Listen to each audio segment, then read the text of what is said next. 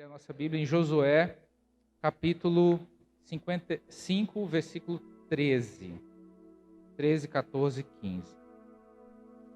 Josué 5, 13.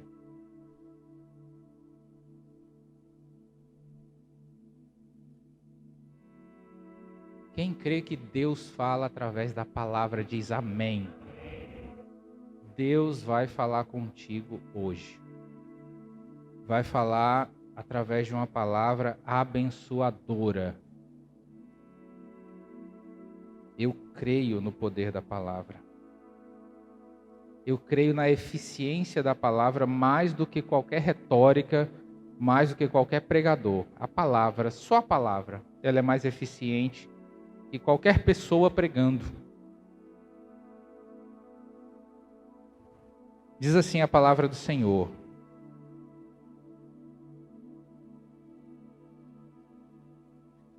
E sucedeu que, estando Josué perto de Jericó, levantou os seus olhos e olhou, e eis que se pôs em pé diante dele um homem que tinha na mão uma espada nua.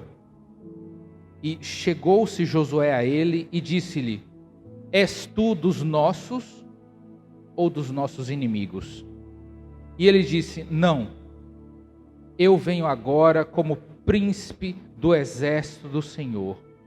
Então Josué se prostrou com o seu rosto em terra e o adorou, e disse-lhe: Que diz meu senhor ao seu servo?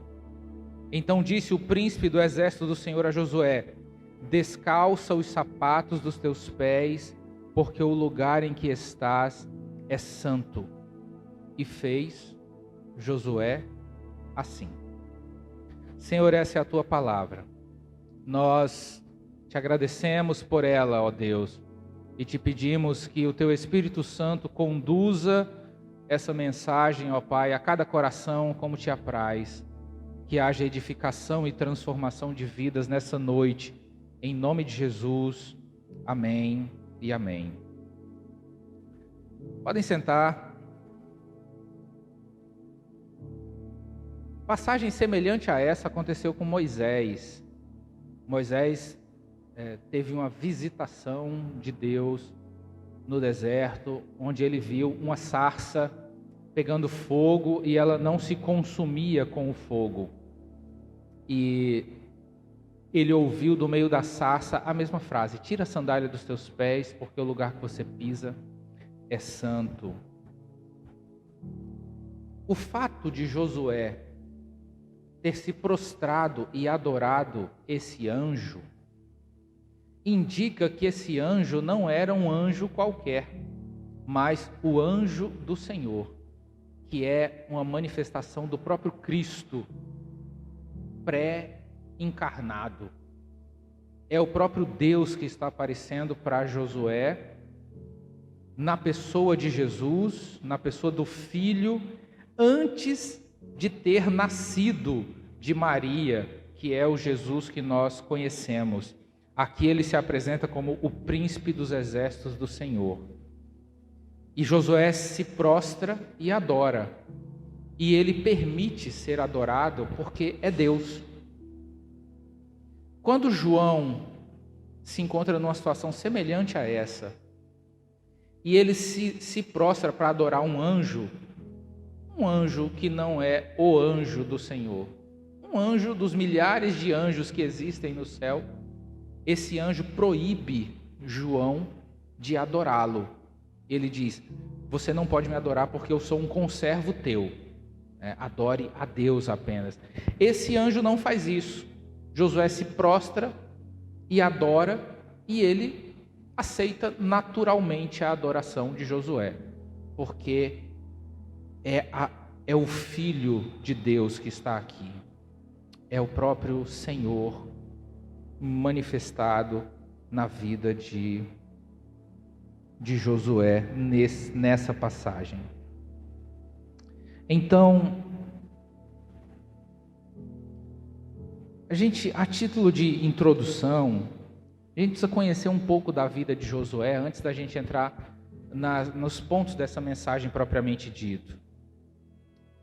Josué, originalmente ele não se chamava Josué, o nome dele era Oséias. Oséias quer dizer salvação. E aí Moisés mudou o nome de Josué, né? Mudou o nome de Oséias para Josué, porque havia um mistério ali, né? O nome de Josué quer dizer Javé salva. Enquanto o nome de Oséias era salvação, o nome Josué não é apenas salvação, é Javé é quem salva. O nome Josué é a versão hebraica do nome Jesus. O nome Josué, que nós aportuguesamos para Josué, na verdade em hebraico se pronuncia Yehoshua, que é o mesmo nome do filho de Maria, nascido em Belém. O nome dele é Yehoshua, que quer dizer o Senhor salva, ou Javé salva. Ou seja, Josué é uma figura do próprio Cristo. Ele não é o Cristo, ele simboliza Cristo. Você quer entender por quê? Moisés representa a lei. Presta atenção nisso aqui. Moisés representa a lei. Moisés entra na terra prometida? Não. Ele vê a terra prometida, ele leva o povo até a porta da terra prometida, mas ele mesmo não consegue entrar. E os problemas estão lá. Os problemas que impediram ele de entrar na terra prometida estão lá na Bíblia. Ele feriu a rocha. Ele bateu na rocha quando ele deveria apenas falar com a rocha. O problema foi esse. Aí quem é que entra com o povo na terra prometida? Canaã. Canaã é um símbolo do céu. Canaã não é o céu, é uma figura do céu. O rio Jordão é um símbolo da morte. Quando se passa o Jordão, se entra na terra prometida. Tudo isso são figuras. Então quem conduz o povo até a terra prometida e entra na terra prometida é Josué. É o Javé salva, é o Yehoshua. É ele que entra na terra prometida conduzindo o povo de Deus. Não é a lei representada por Moisés. A lei ficou de fora. É o Senhor que salva, que entra com o seu povo na terra prometida. Então, entendido essas figuras, a vida de Josué é extraordinária. Josué era tão fiel a Deus que vocês sabem que Moisés orava muito, não é? Amém? Moisés orava muito. A Bíblia diz lá em Êxodo 33, 11.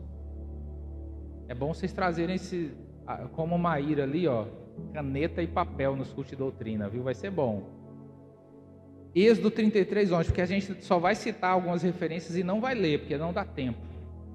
Mas em Êxodo 33, 11 diz que Moisés orava na tenda do encontro por horas. E ele ia embora e Josué continuava lá. Ou seja, Josué orava mais do que o Moisés. Um homem extraordinário. Josué era um daqueles espias que foram sondar como era a terra de Canaã, junto com outros 11. Ele, da tribo de José, e Calebe, da tribo de Judá, foram os únicos homens que tiveram coragem e fé para entrar na terra prometida, confiando que o Senhor daria vitória para eles. Os outros 10 ficaram com medo e disseram: o povo lá é gigante, nós somos gafanhotos diante deles, nós vamos morrer se a gente tentar entrar nessa terra. E Josué e Calebe disseram: o Senhor é conosco. Eles tinham uma boa memória, eles lembraram do Deus que abriu o mar vermelho diante deles. Esse é o Josué que nós vamos pregar nessa noite na palavra de Deus. Vocês perceberam no texto o que aquele texto diz? É uma coisa óbvia. Às vezes a gente é que não para meditar na palavra de Deus. Josué chega diante daquele ser. Ele está ali à porta de Canaã, está prestes a invadir Jericó. Isso acontece um pouco antes. E aí, provavelmente, ele estava preocupado. Josué parece-me ser uma pessoa que tinha muitas preocupações. Até no chamado dele a gente percebe isso. Deus repete inúmeras vezes: esforça-te, tem bom ânimo, eu sou contigo. Não tu mandei eu, ou seja, eu não já disse para você, esforça-te e tem muito bom ânimo, porque eu sou contigo. Essa insistência de Deus indica que Josué, apesar de ser um homem de fé e de ser um homem extraordinário, ele tinha preocupações sobre aquilo que Deus iria fazer. E quem não é assim? Quem não se preocupa com as coisas? Meu Deus, como é que vai ser isso? Como é que vai ser? Como é que eu vou cuidar da minha família? Quando é que eu vou arrumar um emprego? Quando é que eu vou fazer uma faculdade? Quando é que o Senhor vai fazer isso ou aquilo na minha vida? Quando é que eu vou sair do aluguel? Quando é que eu vou conseguir comprar um carro? Quando é que eu vou conseguir reformar minha cozinha? Quando é que eu vou conseguir comprar o meu computador? Quando é que eu vou conseguir isso? A gente tem preocupações, como homens extraordinários como Josué também tinham. Agora perceba que esse diálogo é tão simples, tão direto, e tão profundo, que às vezes a gente não se dá conta dessa simplicidade. Josué vê um homem diferente dos outros homens. Ele vê um homem incomum. E ele prontamente, com toda a sua valentia e coragem, ele corre para cima desse homem e vai logo perguntando: você é dos nossos ou você é da banda dos nossos inimigos? Eu quero saber quem é você, porque se você for dos nossos, amém. Se você não for dos nossos, a gente vai sair na espada aqui agora. Provavelmente foi isso que Josué pensou. Engraçado que Josué confronta esse ser que ele está vendo ali, e o relato bíblico diz que ele estava com a espada nua, ou seja, uma espada fora da bainha, uma espada desembainhada, pronta para o ataque. Mas ele não se intimida com aquela espada. Ele vai para frente e diz: você é dos nossos ou não é? Você é dos nossos aliados ou você é dos nossos inimigos? E o anjo do Senhor responde: não. Não. Eu sou o príncipe dos exércitos do Senhor. E aí ele continua. Ao ouvir esse diálogo, a gente já começa a pensar. Josué era um homem estrategista de guerra. Você vê como ele vence Ai. Eles sofreram a primeira derrota porque havia pecado no meio do povo. Então eles vêm, lamentam, se arrependem e pedem ao Senhor a direção, e mais uma vez eles vão à guerra contra Ai, a cidade de Ai. E aí ele usa uma estratégia, ele vai com os soldados, a cidade de Ai contra-ataca, eles fogem, o povo começa a perseguir eles, um outro pelotão vai por trás e queima a cidade. Quando os soldados veem que eles estão perseguindo e eles abandonaram a cidade vazia, sozinha, eles voltam para defender a cidade. E eles ficam no meio dos dois pelotões. O pelotão que estava na cidade e o pelotão que eles estavam perseguindo. E aí eles ficam cercados pela frente e pelas costas. Isso é estratégia de guerra. Josué era um estrategista de guerra. Ele venceu inúmeras batalhas que o povo de Deus enfrentou na caminhada e em Canaã. Mas a ordem que ele recebe daquele anjo não exigia nenhuma qualificação, nenhuma capacitação, nenhuma habilidade. Josué, com toda a sua estratégia, ele não recebeu daquele ser do Senhor uma orientação complexa, como quem diz, olha, você precisa fazer isso e aquilo, e você vai traçar tal caminho e fazer tal coisa, e aí sim você vai conseguir vencer e conquistar as suas batalhas. Não. Aquele ser lhe dá uma ordem direta, sem nenhuma complexidade, sem nenhuma dificuldade para se cumprir.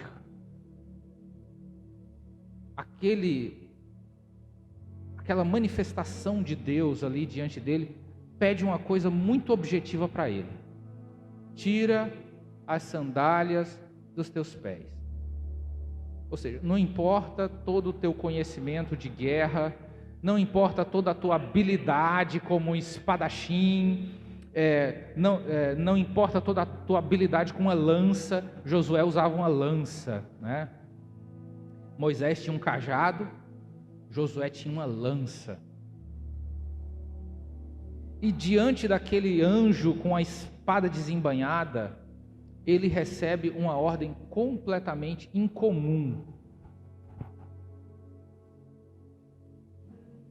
Humanamente falando, a gente espera que o Senhor passasse a estratégia para ele. Olha, você vai fazer isso, vai fazer aquilo, você vai reservar suprimentos para a guerra, e você vai procurar os pontos fracos no muro de Jericó, você vai fazer isso. Nada disso. Ele não espera de Josué absolutamente nenhuma capacidade, nenhum currículo, nenhuma habilidade especial. A única capacidade que se espera de Josué na fala do Senhor para ele é tira a sandália dos pés. E o povo diz que é difícil ser crente. Como é difícil ser crente? Ser crente é muito fácil. E quando Deus manda a gente fazer as coisas, é relativamente simples. Ame o teu próximo. Pronto. Tira a sandália dos pés. Toca com a vara na água.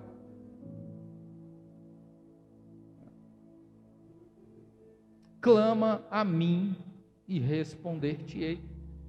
Percebe que os mandamentos são fáceis.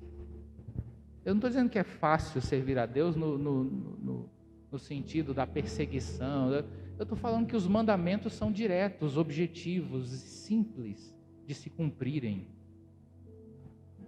No quesito perseguição é até difícil servir ao Senhor, mas no quesito obediência, não. Tira a sandália dos pés, descalça os seus sapatos.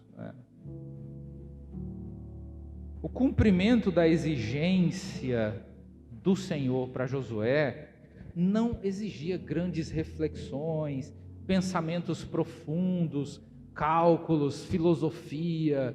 Não se precisava de nada disso, nenhuma reflexão rebuscada e aprofundada, teológica. Nada. O Senhor exigiu de Josué que ele tirasse as sandálias dos pés. Ponto. E o texto diz: e fez Josué assim. Ponto. Fez Josué assim. Perceba que a ação tem muito poder.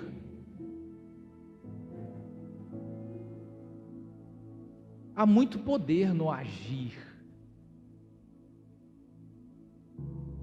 A menor das ações tem mais poder do que a maior das intenções.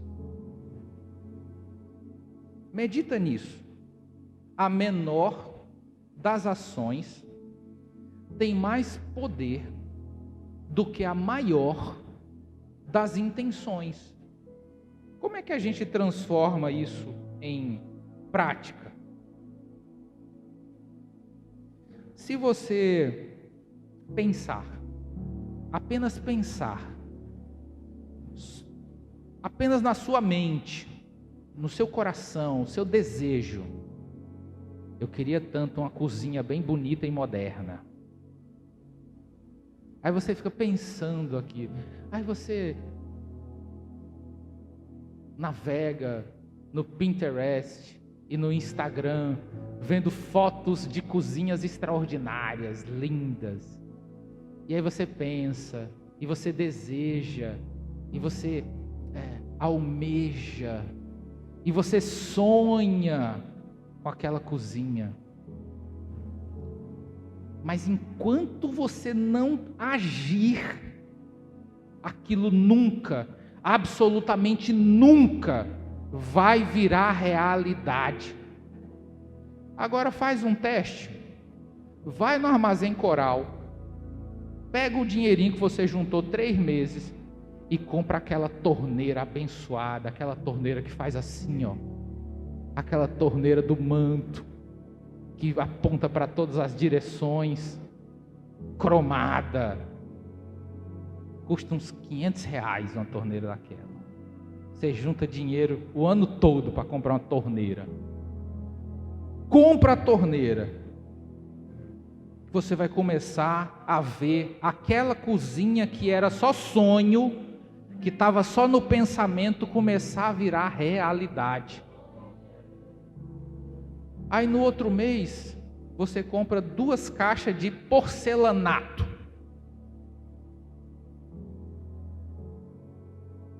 Aí no outro mês, você compra... O que mais tem numa cozinha? Você compra panelas de cerâmica, parcelado em suaves prestações até Jesus voltar.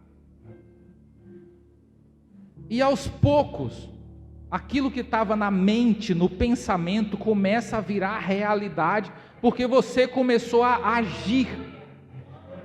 A ação vale mais do que intenção. A menor ação, você vai comprar um saco de rejunto para um porcelanato novo, é só o dinheiro que você tem, para comprar um saco de argamassa. Mas já é alguma coisa, é mais do que só ficar pensando e vendo foto no Instagram. Eu duvido que em um ano você fazendo isso, todo mês você vai lá e faz uma coisinha, compra uma coisinha, parcela alguma coisa. Se em um ano você não tiver com a cozinha nova, pode me procurar que eu vou fazer a sua cozinha no meu cartão de crédito. Eu duvido não virar realidade na sua vida. Eu duvido. Ação tem poder. Josué encara o anjo e ouve dele uma ordem.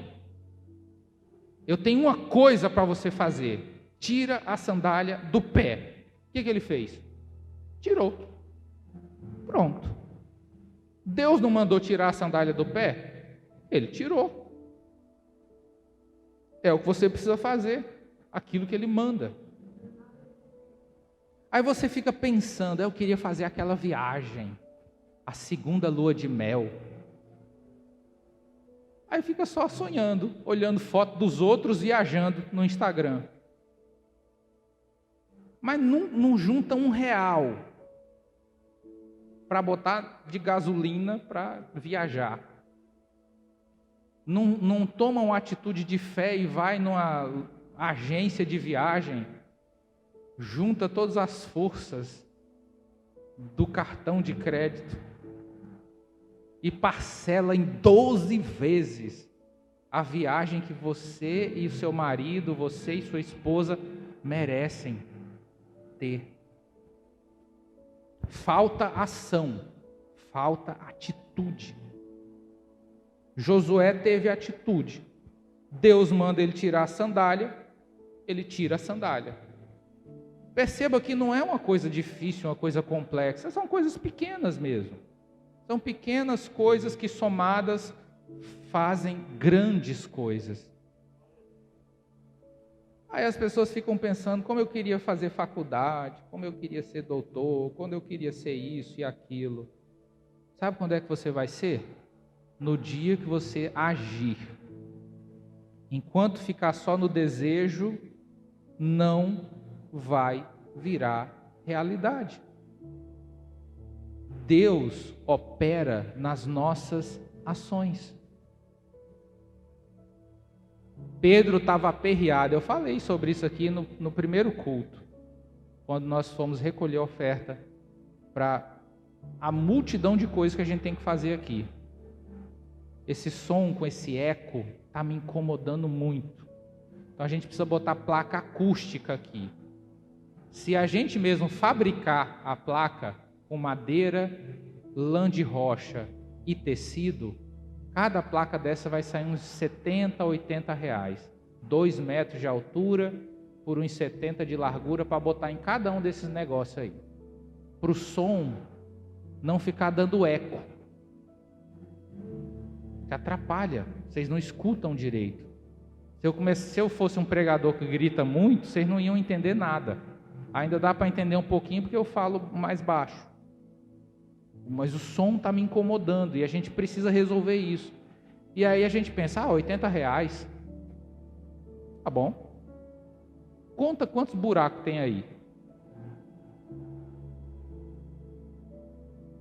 Se você passar a vista rápida assim, tem uns 20.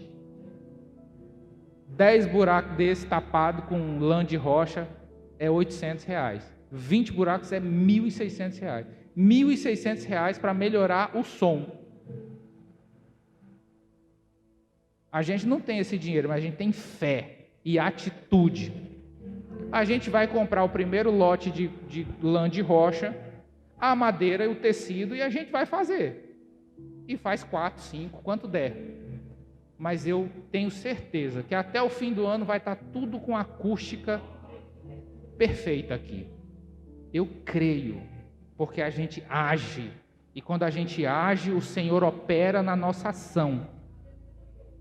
Como eu estava falando, Pedro estava aperreado para pagar o imposto dele. Aí Jesus faz aquela pergunta, os filhos dos tribunos pagam o imposto? Aí Pedro diz, eu acho que não, porque não faz sentido. Vai pagar imposto para ele mesmo? Aí Jesus diz, a gente vai pagar. Manda Pedro ir pescar. E Pedro faz o quê? Vai pescar. Ele pega um peixe. Na boca do peixe, olha o milagre. Na boca do peixe tinha o dinheiro para Pedro pagar o imposto dele e pagar o imposto de Jesus. Agora, se Pedro não fosse pescar, quando esse dinheiro ia chegar na mão dele? Não ia. Porque sem ação não há operação de Deus. A gente age e Deus opera. Deus manda e a gente executa. A partir da nossa ação, o milagre começa a fluir. Como é que você vai conseguir um emprego se você não distribui currículo? Como é que aquela pessoa da sua família vai se converter se você não prega para ela? Não convida ela para vir para a igreja? O milagre acontece a partir da nossa ação.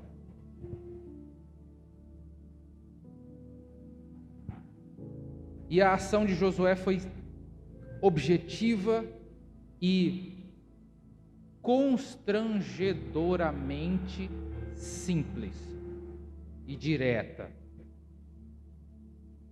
ele ouve a ordem, tira a sandália dos seus pés, e ele imediatamente tira. E é esse homem de pés descalços que o Senhor encontra, pelo seu Espírito, lugar para agir, para operar na vida dele. São os homens de pés descalços que o Senhor usa.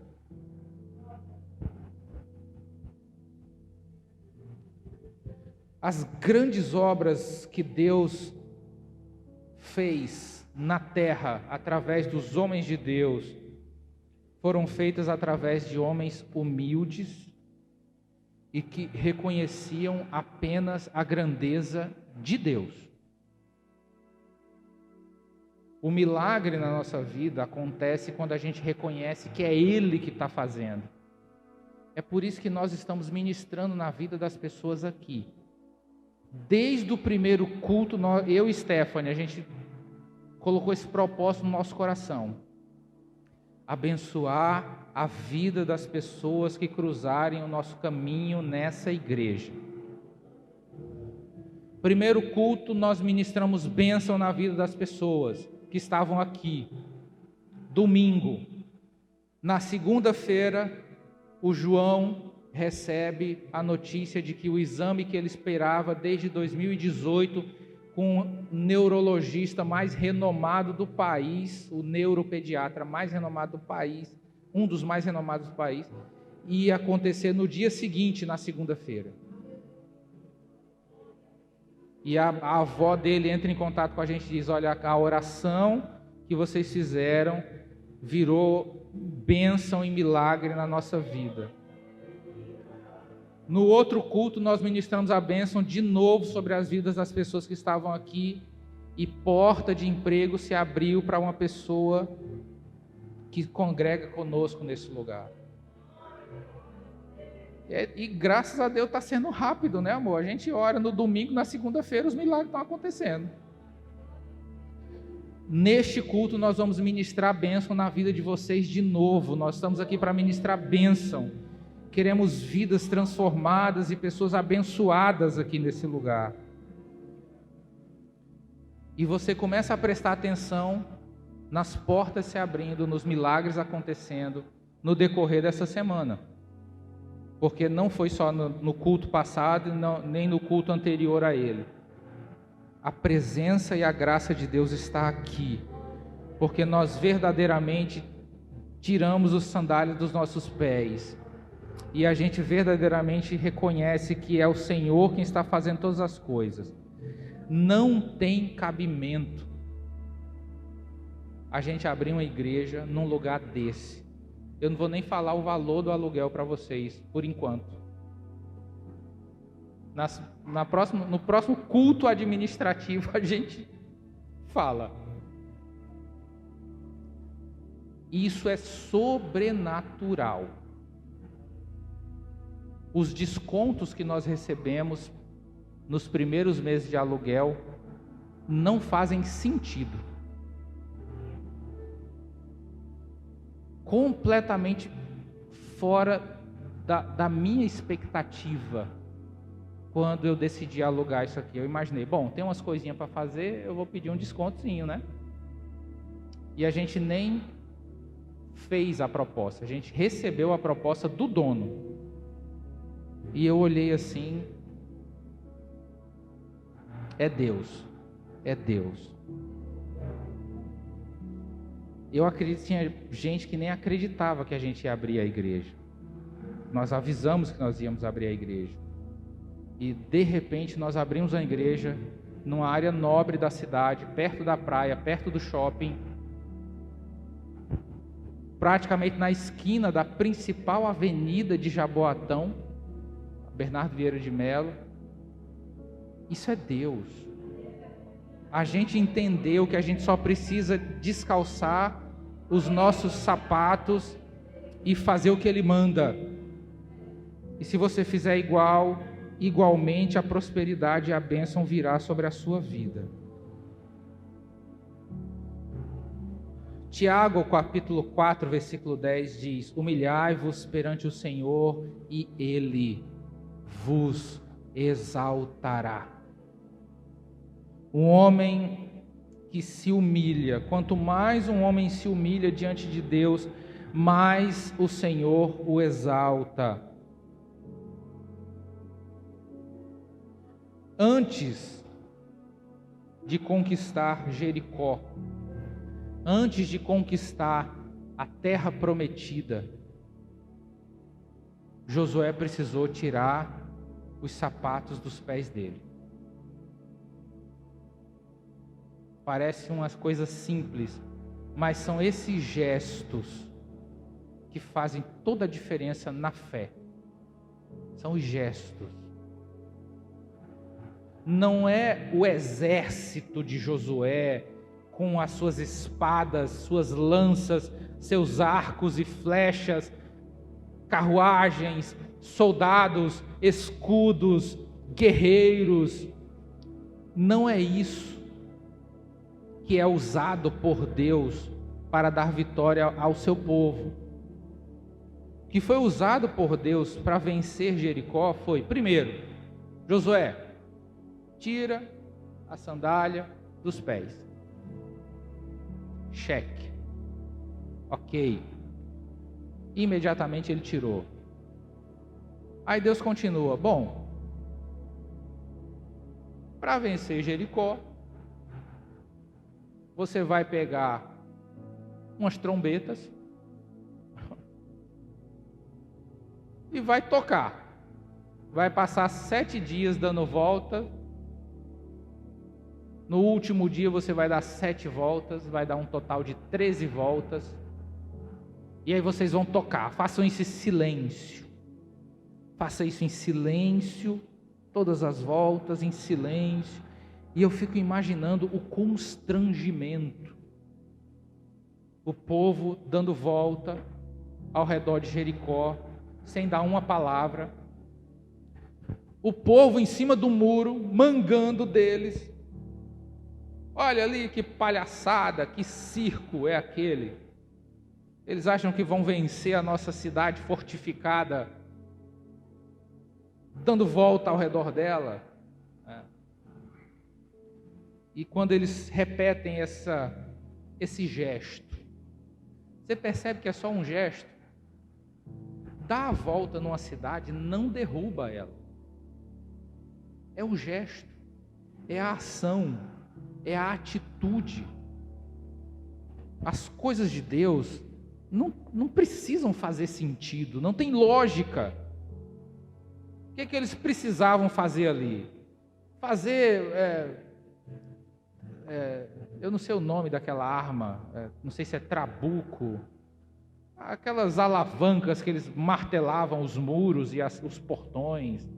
Era botar fogo nos portões, nos muros, era pegar marreta e bater nos muros, e escalar, fazer escada, atirar flecha. Isso aí é que se faz numa guerra.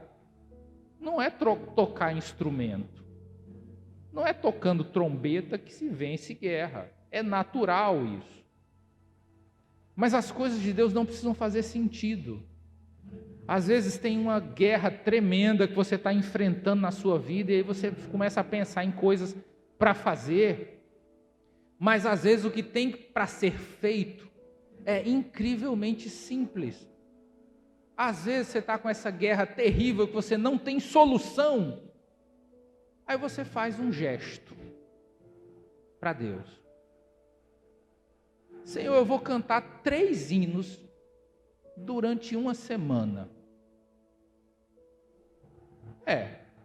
Eu vou fazer isso, é um gesto. O povo não deu 7 voltas ao redor na cidade? Aquilo ali certamente era só um gesto. Não tinha nenhum efeito tático, de guerrilha, de batalha. Aquilo não produzia absolutamente nada no mundo natural. Mas foi um gesto.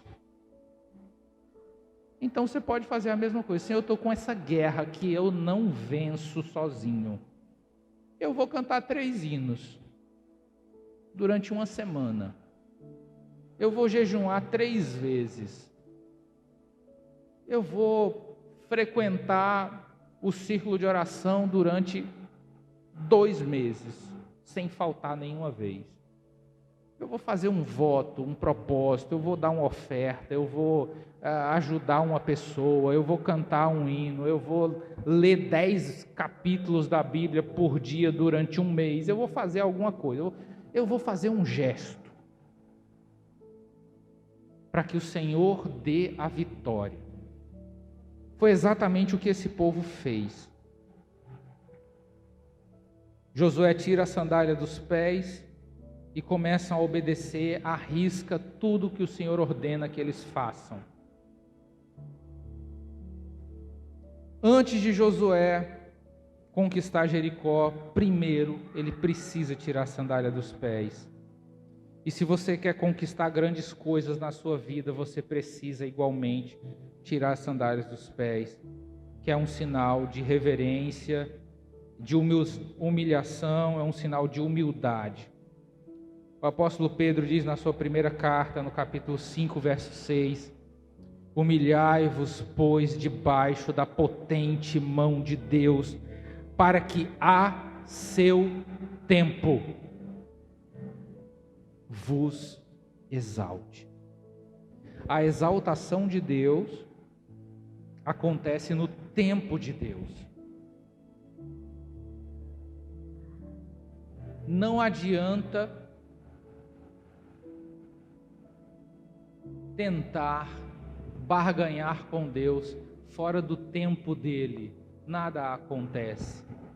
Nós precisamos estar no tempo de Deus para que o agir de Deus venha de maneira sobrenatural sobre as nossas ações, as nossas decisões, as nossas orações, para que o milagre aconteça em nós, para que o milagre aconteça em nossa vida. Para encerrar, tem 2 versículos aqui. 1 Samuel 2,8, uma citação que diz o que o Senhor faz. Ele levanta do pó o pobre, do monturo eleva o necessitado, para o fazer sentar entre os príncipes, para o fazer herdar um trono de glória, porque do Senhor são as colunas da terra, sobre elas pôs Ele o mundo. A terra é do Senhor. Aquilo que você precisa é dele, e Ele dá para quem Ele quer. Lucas 1,52. Depois dos tronos os poderosos, e elevou os humildes. Tira a sandália dos seus pés, para que o agir de Deus possa fluir na sua vida. Quem recebeu diz amém. Quem recebeu diz glória a Deus. Fica de pé. Senhor amado, eu ministro na vida dessas pessoas, ó Pai, a Tua bênção. Eu desfaço no poderoso nome de Jesus, na autoridade que há no Teu nome, eu desfaço toda maldição, toda palavra contrária, toda palavra de derrota, toda palavra de desânimo, toda palavra, ó Pai, que entristece, e ministro no coração dos Teus filhos a Tua palavra, palavra de conquista, palavra de vitória, palavra de prosperidade.